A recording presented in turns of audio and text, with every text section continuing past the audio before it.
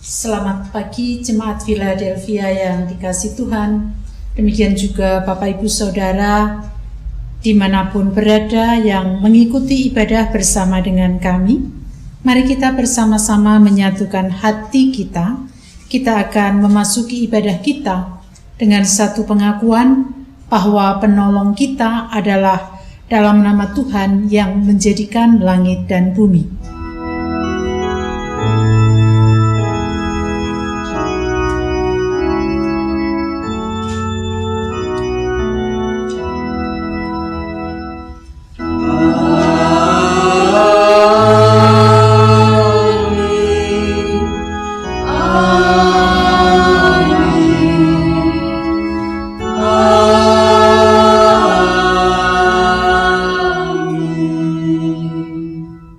Kasih karunia dan damai sejahtera dari Allah Bapa kita dan dari Tuhan Yesus Kristus menyertai saudara sekalian. Dan menyertai saudara juga. Bersama-sama kita akan mendasari ibadah kita melalui Mazmur 27 ayat 13. Sesungguhnya aku percaya, aku melihat kebaikan Tuhan di negeri orang-orang yang hidup.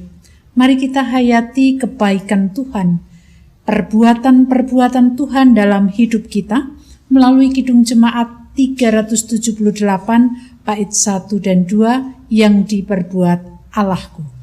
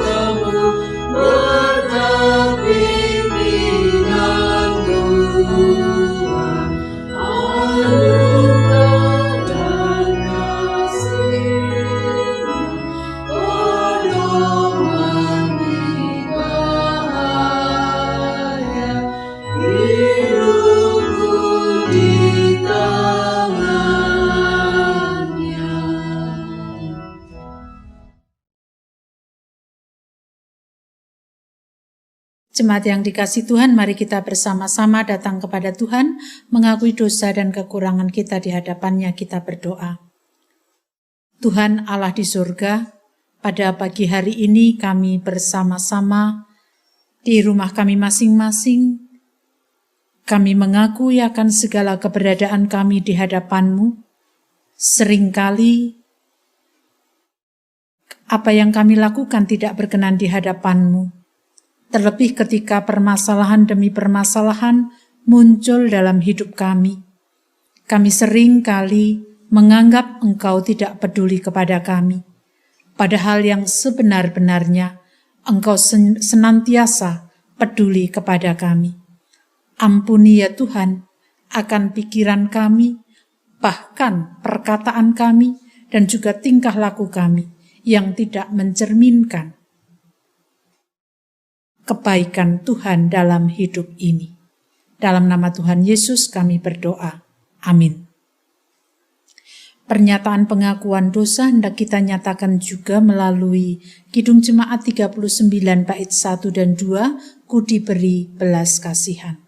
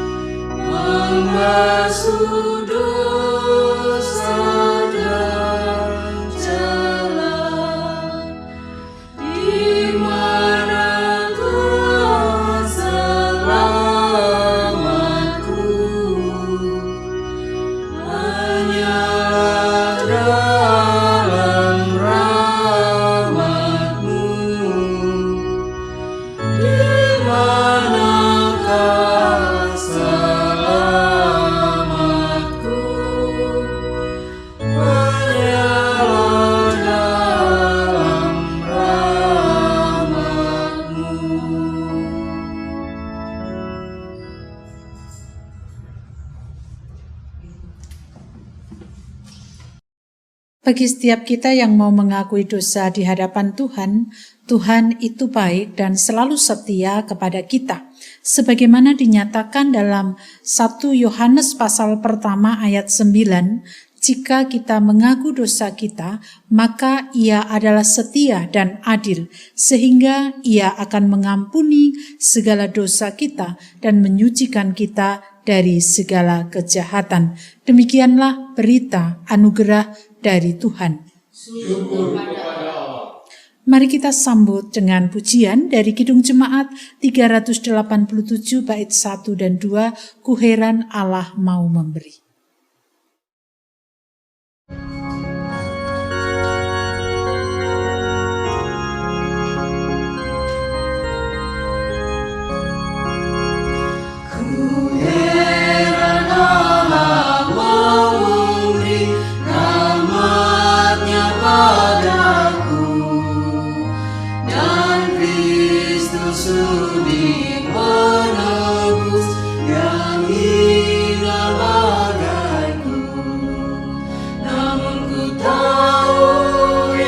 Percaya dan aku yakinkan kuasa-Nya. Ia menjaga yang ku taruhka hingga harinya kelak.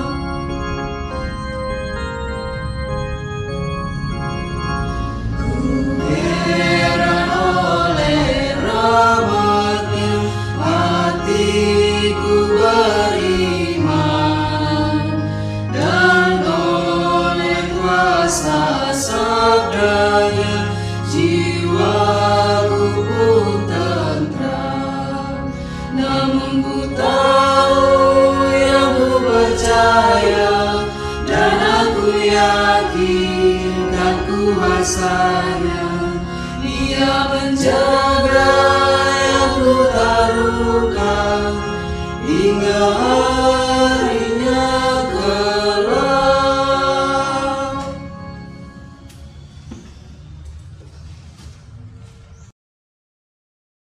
Mari kita menyiapkan hati pikiran kita menerima sapaan Tuhan. Namun terlebih dahulu kita berdoa. Allah Sang Pemelihara hidup kami, saat ini kami siap untuk menerima sapaan-Mu. Kiranya Tuhan yang menolong kami melalui kuasa Roh Kudus mengerti, memahami apa yang akan kami baca, kami renungkan, sehingga dapat kami laksanakan dalam kehidupan sehari-hari. Dalam nama Tuhan Yesus kami berdoa. Amin.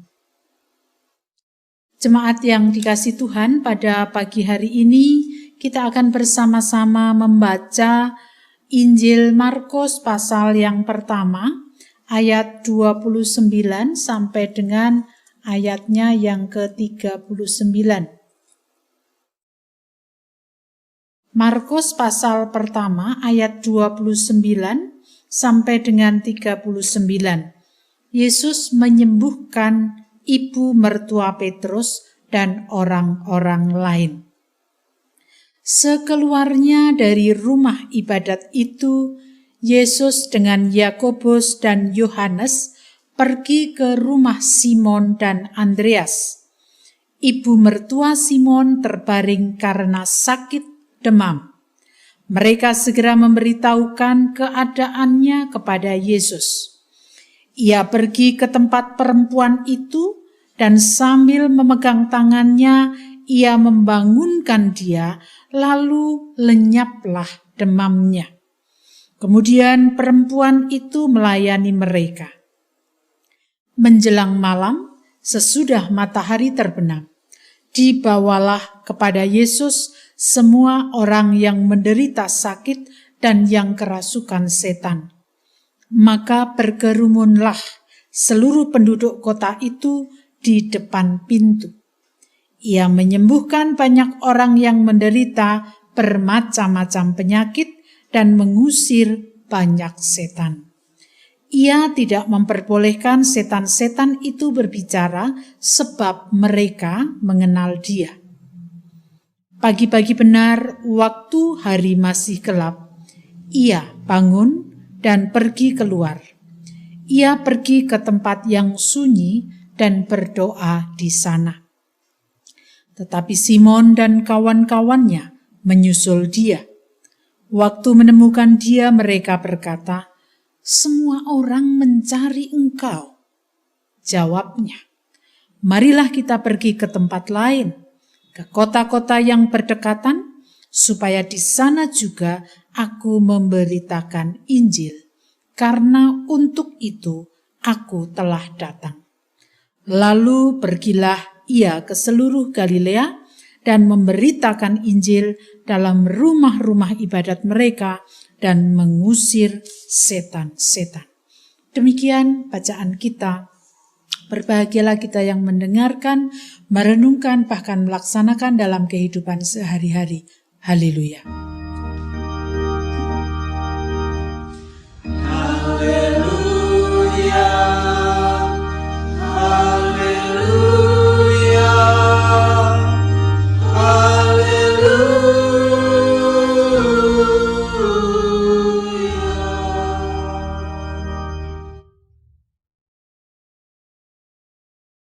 Jemaat yang dikasih Tuhan, semua orang pasti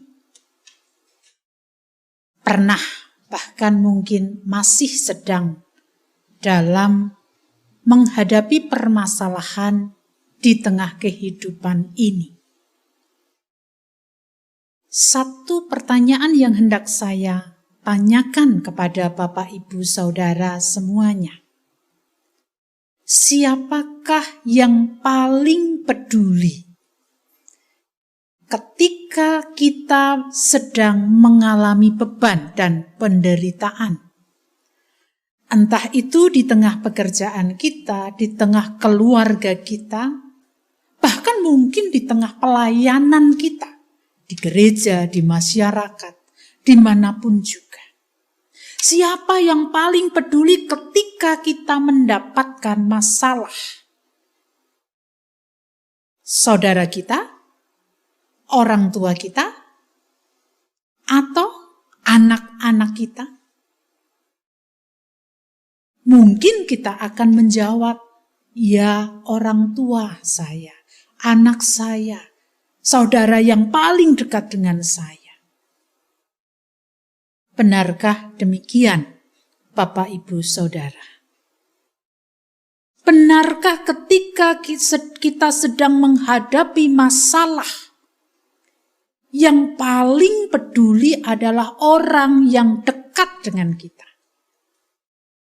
Kalau kita mau jujur, bertanya kepada diri kita masing-masing, tanpa mengurangi penghargaan kita kepada saudara-saudara kita, kepada orang tua atau kepada anak-anak yang baik kepada kita.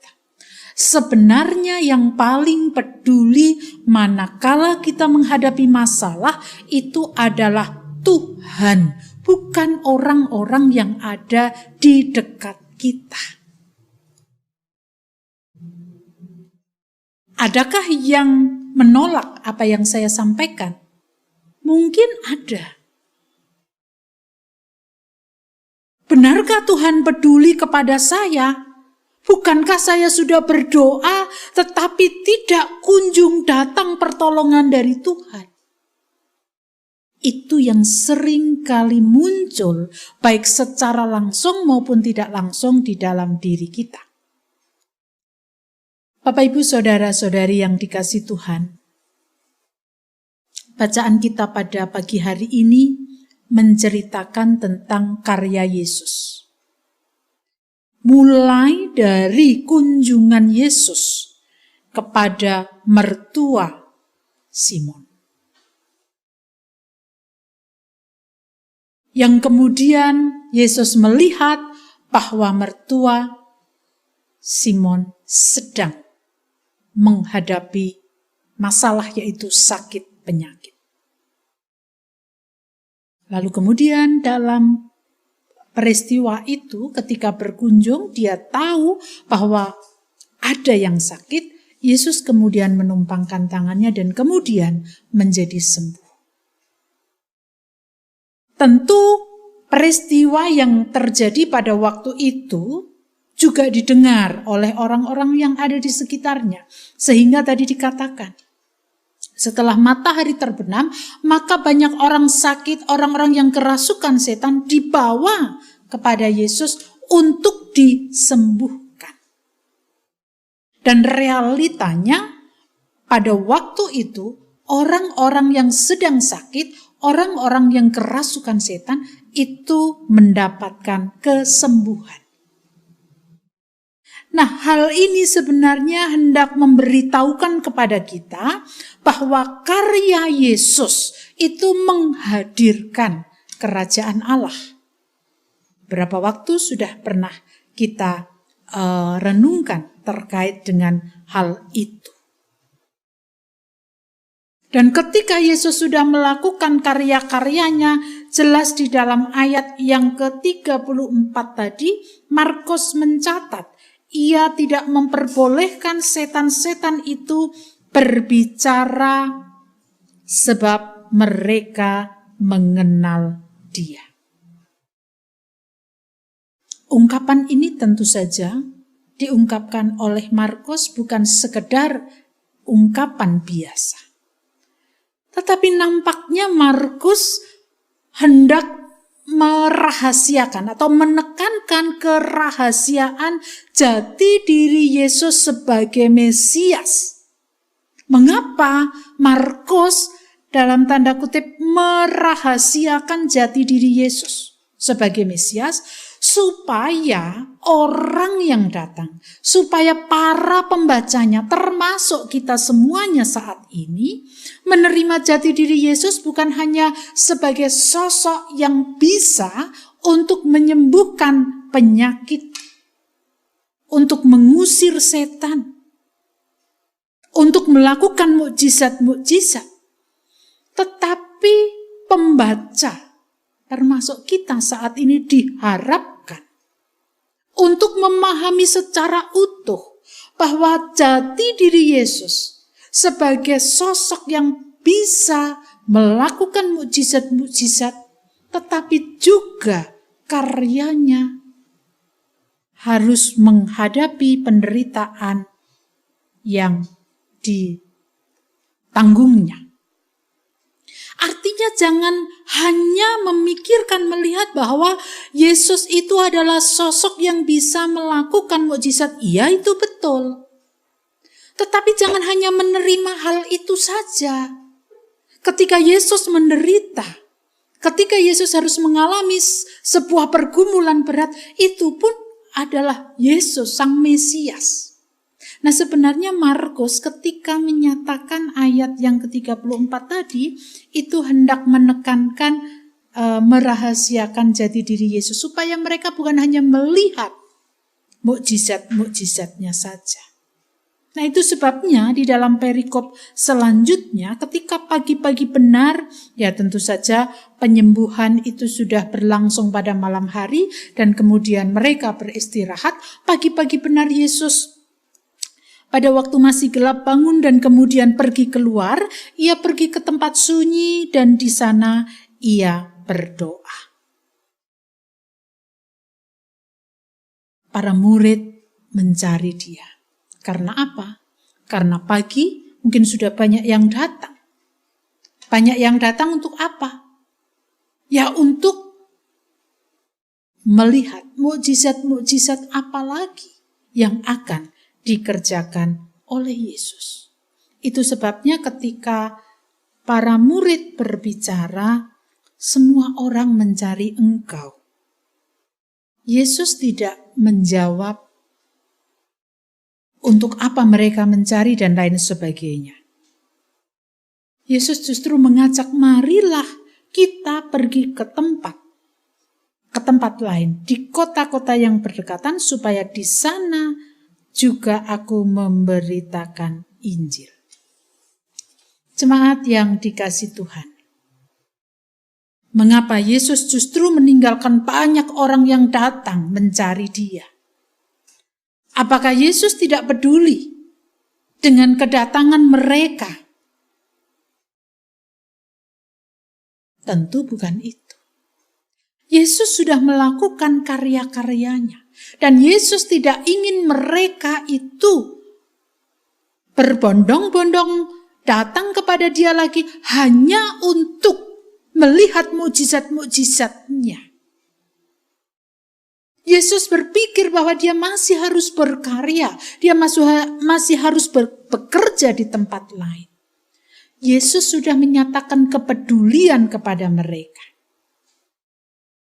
Mungkin orang-orang yang datang tadi sebenarnya sudah merasakan, sudah menerima mukjizat itu, tetapi ia datang untuk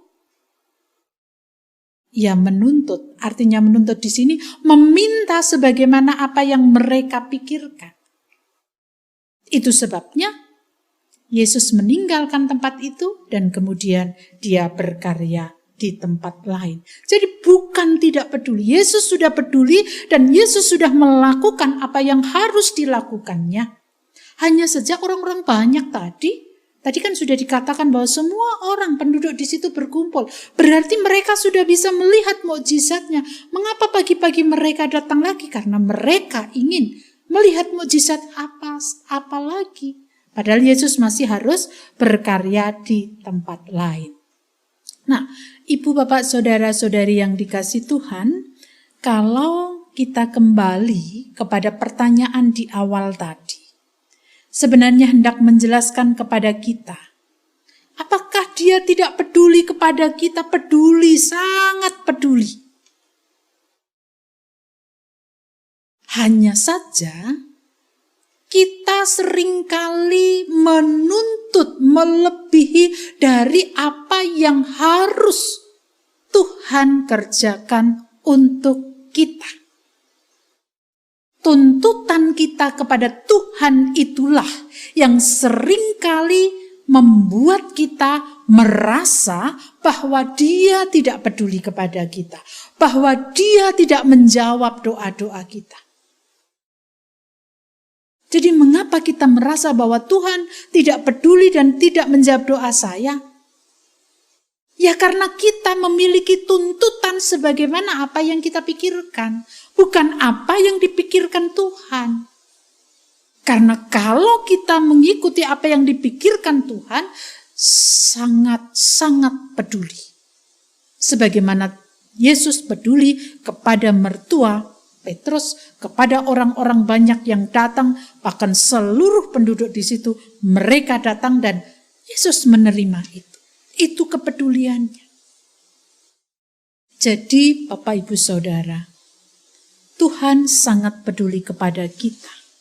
Dia tahu apa yang harus diberikannya kepada kita. Ya memang tidak mudah, kemudian kita bisa menerima sebagaimana apa yang Tuhan kehendaki dalam hidup kita. Itu sebabnya apapun masalah-masalah yang terjadi dalam hidup kita, kita terima. Kita terima dan hayati. Bahwa dalam permasalahan itu Tuhan menguatkan. Dalam permasalahan itu Tuhan memperlihatkan. Dalam permasalahan itu Tuhan memberi jalan. Dan lain sebagainya. Jangan menuntut dalam permasalahan itu lalu kemudian selesailah sudah saat itu juga. Tidak bisa. Tuhan bisa melakukan itu pada kita. Tetapi ketika itu terjadi, Tuhan kan tahu siapa diri kita. Kalau kemudian diberikan bisa saja kita lupa kepada Dia. Jangan menuntut Allah berkarya menurut ukuran kita. Tetapi lihatlah kepedulian dan karya Allah menurut kehendaknya. Kalau kita punya masalah kita masih kuat, itu kepedulian Tuhan. Kalau kita masalah masih ada jalan keluar meski belum sebagaimana yang kita harapkan, itu kepedulian Tuhan. Kalau kita dibentak-bentak, kalau kita dicaci maki, kita tetap kuat. Itu kepedulian Tuhan.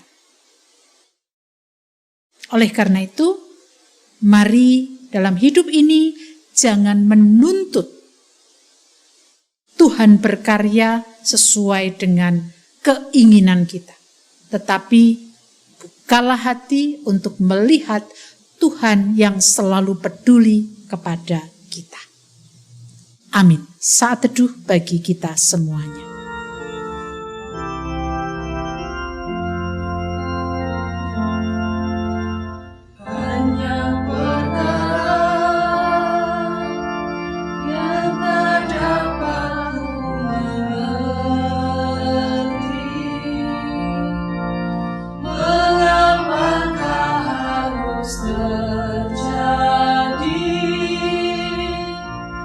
Di dalam kehidupan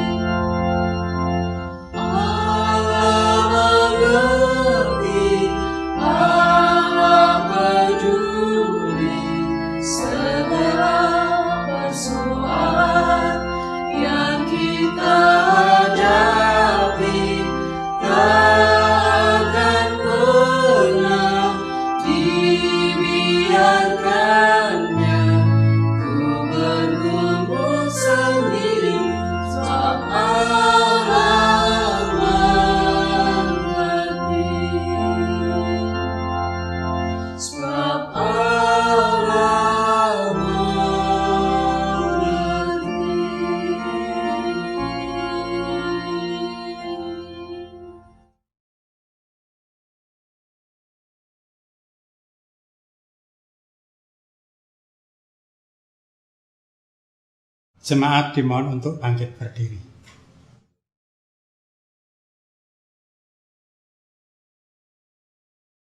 Dengan meletakkan tangan kanan di dada sebelah kiri, marilah kita mengikrarkan pengakuan iman kita bersama dengan umat Allah pada masa lalu, masa kini, dan masa depan menurut pengakuan iman rasuli.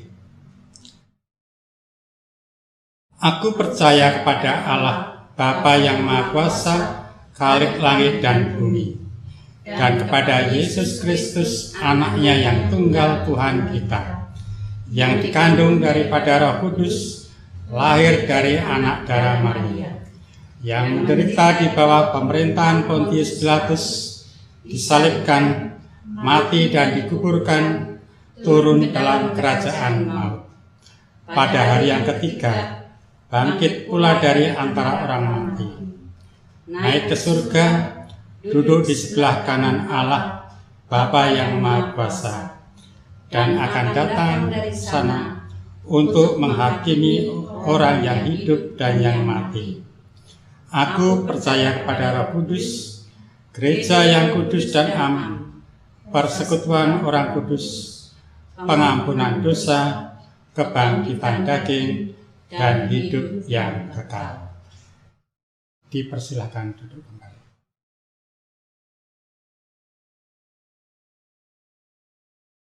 Mari kita berdoa syafaat. Segala puji dan syukur kami naikkan kehadirat-Mu Tuhan, ketika saat ini Tuhan menyapa kami, bagaimana kami harus menghadapi segala sesuatu yang terjadi di dalam kehidupan kami, dan melihat Tuhan yang sebenarnya selalu peduli kepada kami. Kami percaya bahwa apapun kondisi kami, apapun keberadaan kami, Tuhan selalu ada untuk kami. Terima kasih ya Tuhan atas kebaikan Tuhan. Demikian juga di tengah bangsa dan negara kami yang sedemikian tidak mudah untuk kami lewati, tapi kami percaya Tuhan pun peduli kepada kehidupan bangsa dan negara kami, baik itu pemimpin bangsa dan negara ini dan juga rakyat, dalam berupaya untuk menghambat penyebaran pandemi COVID-19. Tuhan berikan kebijaksanaan kepada setiap kami, seluruh warga negara Indonesia ini, supaya dengan bijak menghadapinya dan dalam keberserahan kepada Tuhan. Kami berdoa untuk segala upaya yang juga sudah dikerjakan oleh pemimpin bangsa dan negara kami dalam pandemi ini. Berkat-Mu senantiasa Tuhan curahkan atas pemimpin bangsa dan negara kami. Berkati dan berikan kekuatan, kemampuan, kesehatan, demikian juga seluruh warga negara Indonesia. Bagi saudara-saudara kami yang telah mengalami kondisi yang tidak mudah untuk dilewati karena adanya virus ini, Tuhan pun juga memberkati dan bahkan memberikan kesembuhan kepada mereka yang sedang sakit. Keluarga yang harus merawat, Tuhan pun juga terus menopang mereka.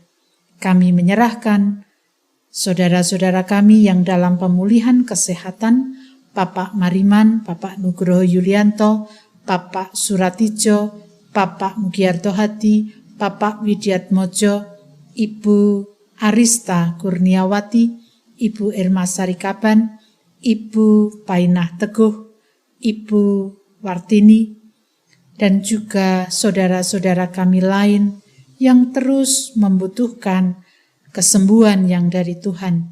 Kami menyerahkan sepenuhnya saudara-saudara kami ke dalam tangan kuasa Tuhan, demikian juga keluarga. Kami berdoa untuk setiap pergumulan kami sebagai jemaat Philadelphia, di tempat kami masing-masing, di tengah pekerjaan kami, dan segala aktivitas yang harus kami kerjakan. Berkat-Mu senantiasa kami harapkan supaya ketika kami harus menghadapi segala hal yang terjadi di sekitar kami selalu berjalan bersama dengan Tuhan. Pergumulan terkait pekerjaan, terkait dengan kesehatan, terkait dengan ekonomi dan juga usaha-usaha yang kami lakukan.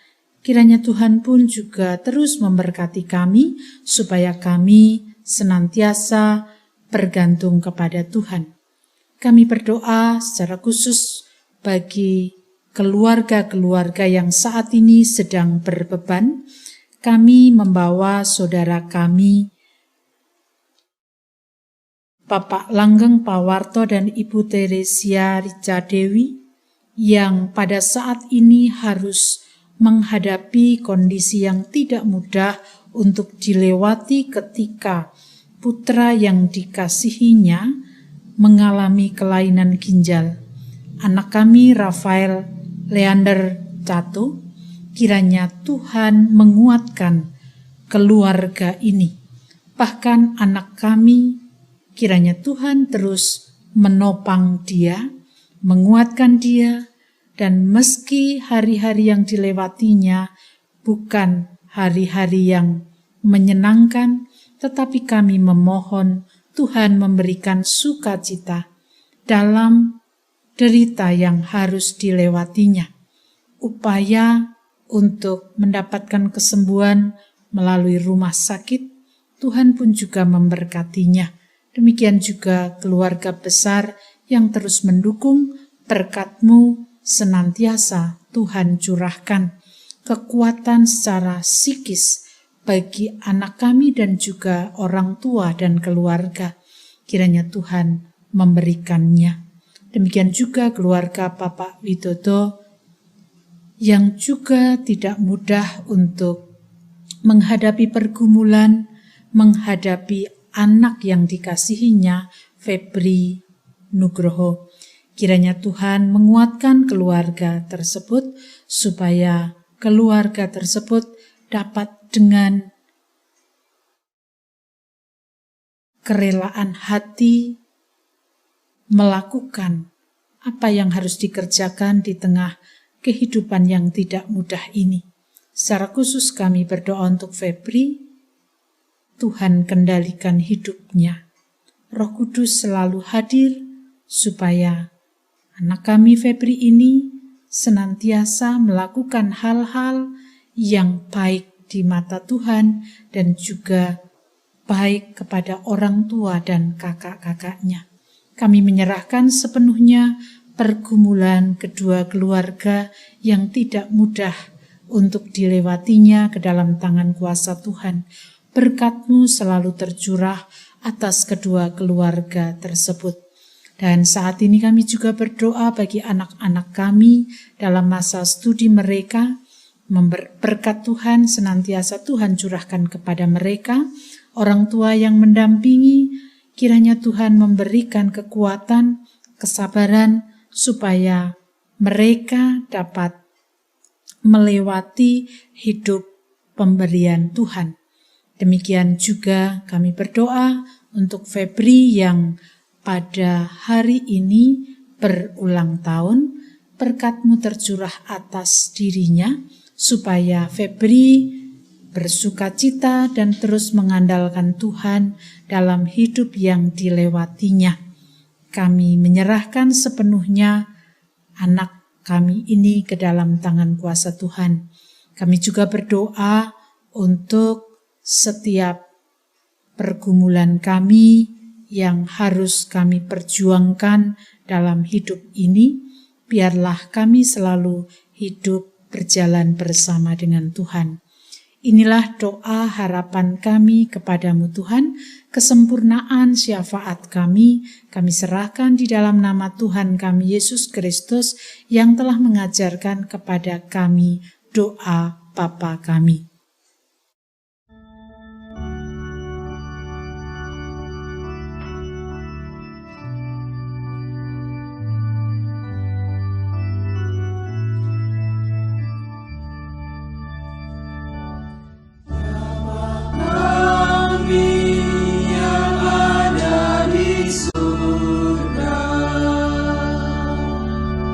Dikuduskanlah nama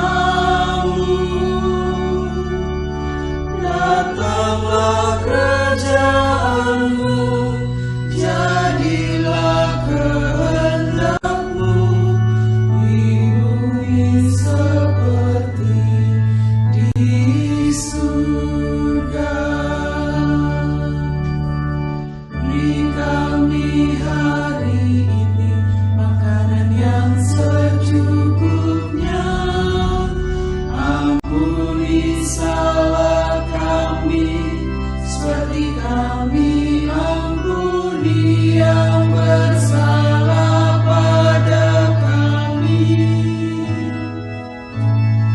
Jangan bawa kami dalam pencobaan, melainkan lepaskan kami dari yang jahat, sebab Kaulah yang punya kerajaan dan kuasa dan kemuliaan sampai selama-lamanya. Amin.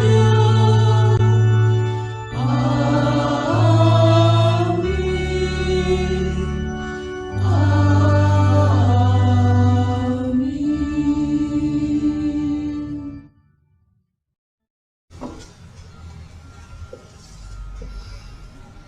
Persembahan syukur, ungkapan kasih yang kita nyatakan dalam bentuk persembahan hidup, merupakan cara kita mengucap syukur atas pekerjaan Tuhan yang dianugerahkan kepada kita. Dasar persembahan diambil dari Ulangan 16 ayatnya yang ke-17. Tetapi masing-masing dengan sekedar persembahan sesuai dengan berkat yang diberikan kepadamu oleh Tuhan Allahmu. Kita menyanyikan Kidung Jemaat 288 bait yang pertama. Mari puji Raja Surga.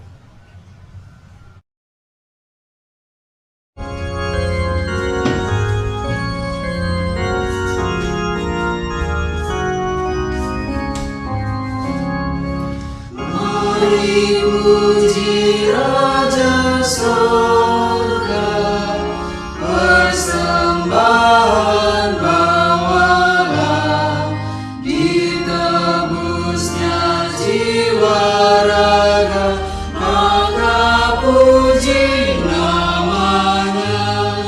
Puji Dia, puji Dia, puji Raja semesta.